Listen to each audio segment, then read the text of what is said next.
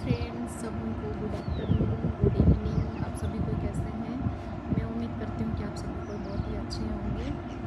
और मैं एक छोटा सा वीडियो बना रही हूँ, तो उसमें आप सभी का हार्दिक स्वागत है। ये है पौना कशीन, जहाँ हम लोग आए हैं और थोड़े दिन के लिए। और देख लीजिए यहाँ का नज़ारा कितना सुंदर है, दिखा रही हूँ आप लोग को। कितना हरियाली, कितना पेड़ पौधे, कितना फ्लावर्स, रंगीन रंगीन सा।